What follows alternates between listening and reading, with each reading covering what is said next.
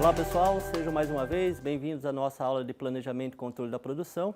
E na aula de hoje a gente vai falar sobre o tema de programação para frente e programação para trás. A gente falou na aula passada sobre sequenciamento, então a gente vai falar um pouquinho nessa aula sobre a questão de programação, ok? Então vamos lá. Para a gente entender um pouquinho sobre essa questão de programação de produção, o que a gente precisa entender? É um conceito bem simples que é a questão de estrutura do produto. Vamos dar uma olhada no que é uma estrutura do produto. Então aqui comigo, vocês podem observar, o Slack ele destaca lá no livro dele, que ele apresenta um joguinho, caça ao tesouro, e nesse joguinho ele apresenta para a gente a nossa estrutura do produto. O que é a estrutura do produto? É a divisão do produto em componentes. São os componentes que você vai utilizar para formar aquele produto.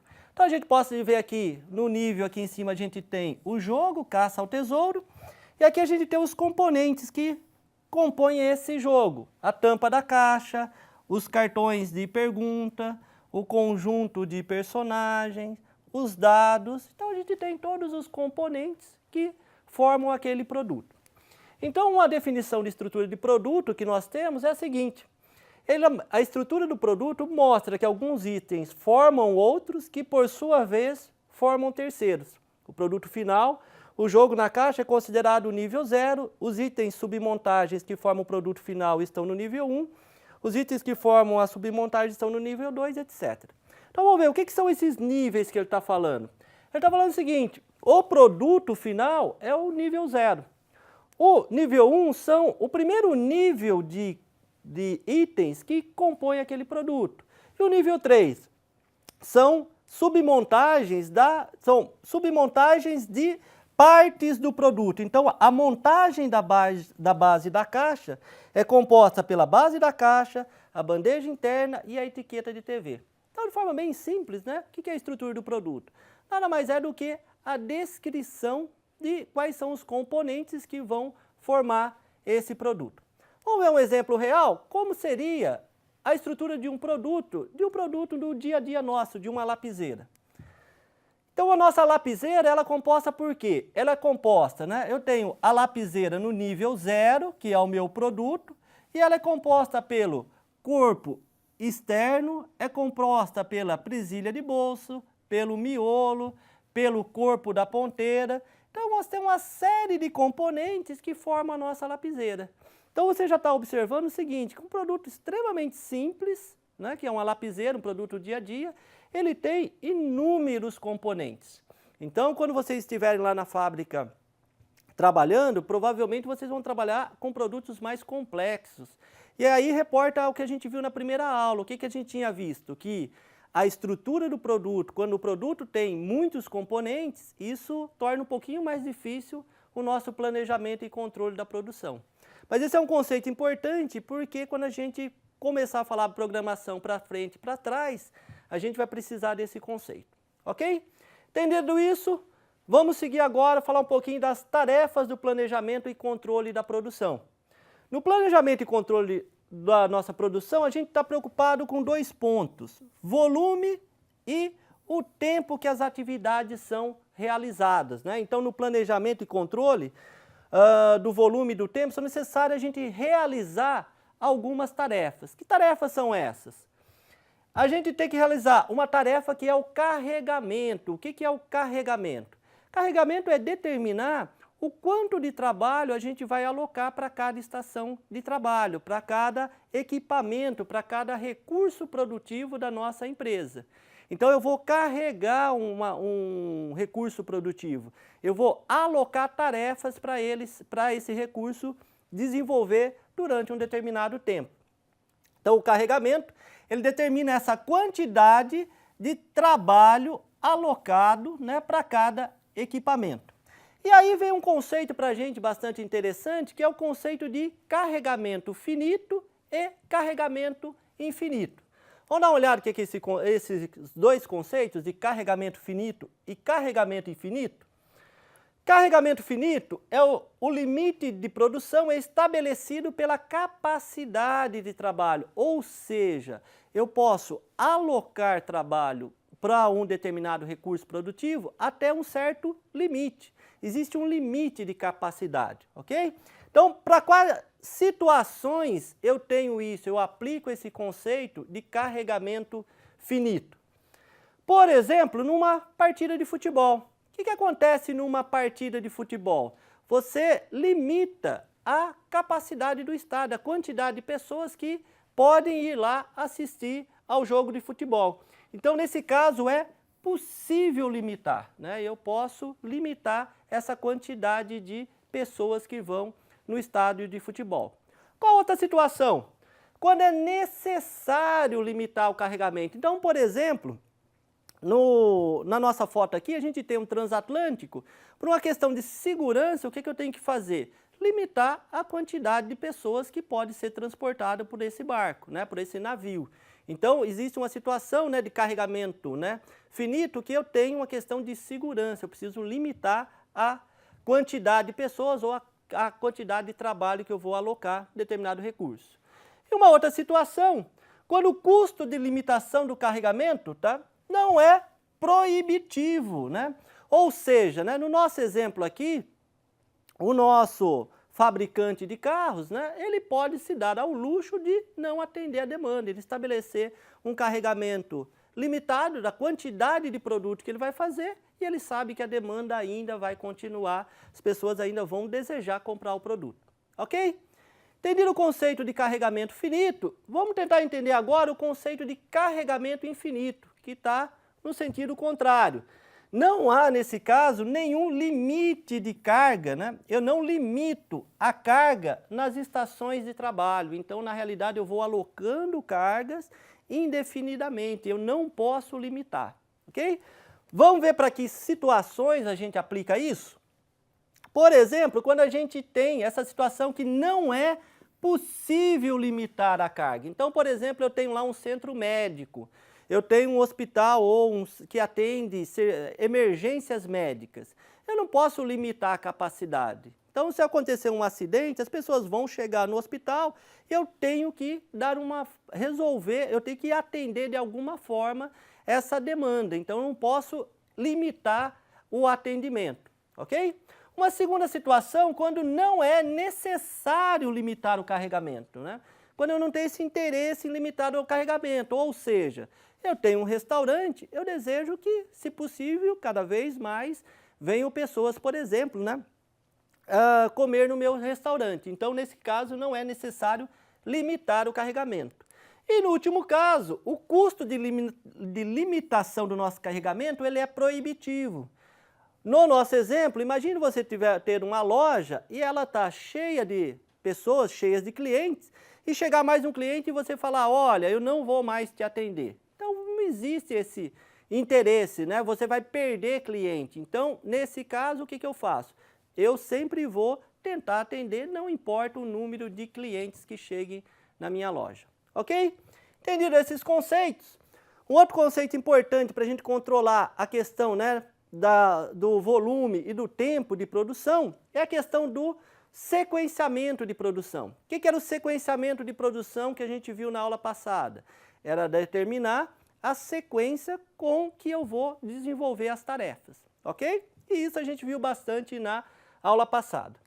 E o terceiro conceito é o de programação, que determina o quê? O que é a programação? Determina quando as atividades serão iniciadas e terminadas. Então, a minha programação de produção eu determino quando eu vou iniciar uma atividade e quando eu vou terminar essa atividade. E aí a gente vai ter dois conceitos de programação, que é o que nos interessa bastante. O conceito de programação para frente e o conceito de programação para trás. Ok? Vamos ver então esses conceitos para a gente entender um pouquinho? Programação para frente e programação para trás. Começando com o conceito de programação para frente, na nossa definição está escrito o seguinte: na programação para frente, programa-se a execução das tarefas para o primeiro momento em que os recursos estejam disponíveis e, a partir daí, a execução de cada etapa inicia a etapa posterior. Ou seja, o que é programar para frente? Programar para frente, a gente vai olhar para a nossa fábrica, verificar quando os recursos produtivos estarão disponíveis e a partir daí eu começo a programar. Com isso eu descubro o quê? Com isso eu consigo descobrir a data que eu consigo terminar de fabricar os produtos. Então a programação para frente eu verifico quando os recursos produtivos estão disponíveis e a partir daí eu programo e descubro quando eu vou conseguir finalizar a minha produção. E na programação para trás? Na programação para trás, determina-se em qual momento a tarefa deve estar concluída. Feito isso, programa-se as tarefas para que esta data seja cumprida. Ou seja, na programação para trás, vai mudar o nosso conceito. A gente vai olhar a data de entrega do produto, a data de entrega do produto que a gente deseja fabricar, e a partir daí a gente vai programar para trás para descobrir quando a gente necessita iniciar a produção para poder entregar aquele produto, ok? Vamos ver alguns exemplos que isso vai ficar mais simples para a gente entender. Então, começando com um exemplo de programação, né? A gente vai começar com o exemplo de programação para frente. Vamos usar essa cadeira como o nosso exemplo. Então, a gente tem uma cadeira, bastante comum, uma cadeira de escritório, e ela é composta de forma bem macro pelo encosto, pelo braço de apoio, pelo assento, sistema de amortecimento. Tem aqui na nossa descrição, no nosso slide, todos os componentes da nossa cadeira. Aqui, por isso que a gente precisava entender no início da aula a nossa estrutura de produto. Então, a minha cadeira, ela é composta pelo conjunto braço-assento. A minha cadeira é composta pelo conjunto braço-assento. O conjunto braço-assento é composto pelo braço e pelo assento. A cadeira é composta, né, pelo encosto, pelo conjunto base e pela haste de suporte. Sendo que o conjunto base é composto pela alavanca de ajuste, sistema de amortecimento, rodas e haste base. Então, a gente tem a estrutura do nosso produto, sabemos como montar a nossa cadeira. Vamos ver agora como é que a gente programaria a cadeira, pensando na questão de programação para frente. A gente tem o tempo de processo de cada componente, de cada item que compõe a cadeira. Então, por exemplo, a cadeira, aqui no nosso exemplo, eu levo 2 dias para montar a minha cadeira. A haste de suporte, levo 3 dias, se for um item comprado, para comprar. Se for um item fabricado internamente, está falando que leva 3 dias para fabricar aquele item. Então, tem a descrição do tempo de processo de todos os itens e de fabricação da cadeira. Ok? Pensando na programação para frente da cadeira, o que a gente tem? A primeira pergunta na programação para frente é a seguinte: quando os recursos de produção estarão disponíveis? Então, quando os recursos de produção estarão disponíveis para fabricar a cadeira? Então, eu vou olhar na minha fábrica e verificar quando que os equipamentos, os recursos estarão disponíveis para mim fabricar essa cadeira. No nosso exemplo, vamos considerar que vai estar disponível no dia 10. Então, vamos começar a fazer a nossa programação. Primeira coisa que a gente vai programar, olhando a nossa figura, são os itens de níveis mais baixos da cadeira, né? O que são? Você lembra da nossa estrutura de produto? Eu tenho nível 0, nível 1, nível 2. Então, eu vou começar do nível mais baixo da minha cadeira, que são os componentes que formam a minha cadeira. Então, eu tenho o encosto, a haste de suporte, a haste da base, as rodas. Olhando na nossa estrutura de produto, são esses itens: braço, assento, encosto, haste de suporte. Então, são esses componentes que são os mais no nível mais baixo da estrutura do produto que eu vou começar a programar. Então, eles estão programados. Eu iniciei a programação no dia 10, que a gente falou que os nossos recursos de produção estariam disponíveis no dia 10, e a gente foi programando. O braço demora 2 dias, vai estar pronto no dia 2. O assento demora 3 dias, vai estar pronto, vai estar disponível no dia 13. Uma vez programado esses componentes, eu continuo a minha programação. Quais que eu vou programar agora? O conjunto base, que é composto pela haste da base, rodas, sistema de amortecimento e alavanca.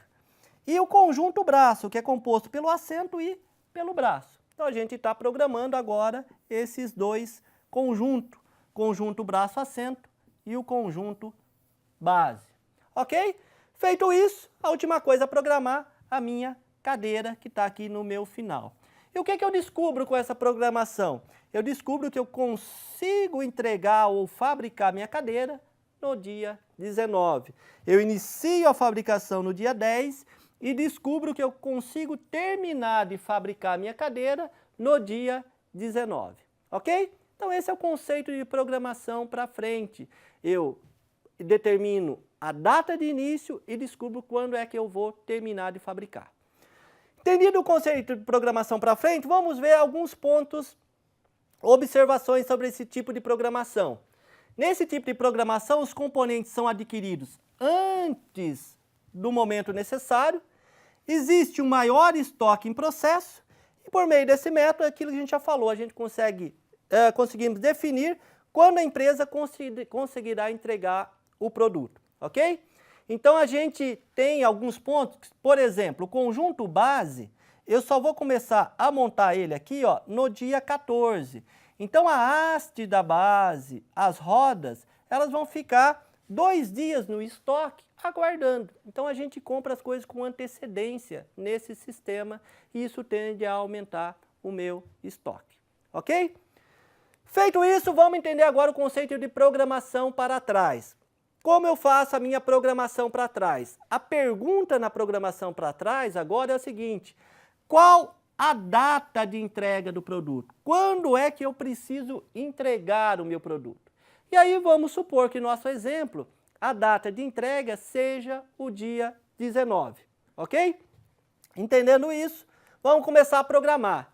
Diferente da programação para frente, eu começo agora a programar o produto final.